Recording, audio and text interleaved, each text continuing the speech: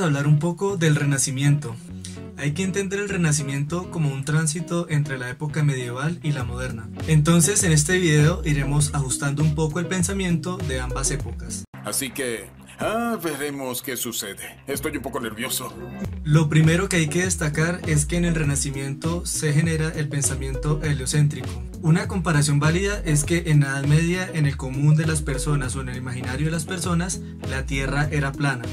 Esto conlleva a que un nuevo modelo astronómico como el heliocentrismo cambie radicalmente el pensamiento medieval. Creo que no estás entendiendo el mensaje.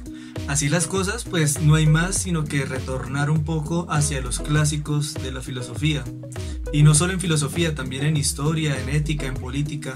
Muchos de estos retornos nos llevan a lo que nosotros conocemos como modernidad. ¡Oh! ¡Más despacio! ¡Velocista! El mayor auge se ve en las lenguas clásicas, se rompe un poco con la tradición del latín y se abren un espectro grande de lenguas. Nace la invención de la imprenta, un elemento o una herramienta que nos ayuda incluso a difundir un poco más el pensamiento. Y además nace una figura muy importante en la filosofía que son los mecenas, hombres que incluso daban su dinero para que otros pensaran. ¡Qué buena onda! Todo este revuelco histórico lo que hace es que se afiancen las universidades, se creen más academias y nazcan más escuelas. El acceso a la información es mucho más amplio. Con la creación de estos centros de estudio se accede mucho más fácil a la información. Los burgueses, por ejemplo, quienes ya tenían más control en la economía, podían acceder al conocimiento que era exclusivo de los clérigos. De allí que muchos pensadores tuvieran un nexo con la iglesia. Lo sospeché desde un principio. Ante todo este panorama nacen dos grandes escuelas. Se introduce el racionalismo y el empirismo. Ambas intentan comprender cómo conoce el ser humano. El racionalismo, por ejemplo, en términos generales, dice que el pensamiento es un ejercicio mental.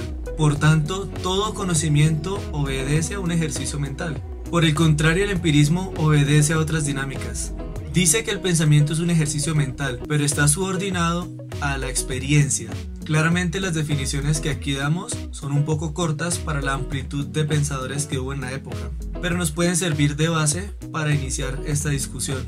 Perdón, carnal, la cosa, hombre, discúlpame.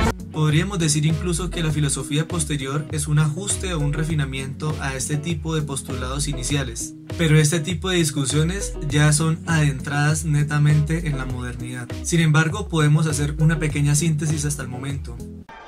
¿Valió la pena pasar el resto de tu vida aquí? ¿Valió la pena? Ha valido cada maldito segundo. Hay tres grandes temas en los que se puede ahondar el Renacimiento. El primero es el cambio de paradigma científico. Como lo hablamos en un principio, el sistema astronómico cambia el pensamiento humano. El segundo es la ruptura con la satanización del cuerpo. Si bien en la Edad Media el arte tuvo gran relevancia, el cuerpo humano fue visto un poco como algo privado, como algo sagrado. ¡Maestro! ¡No, no, no!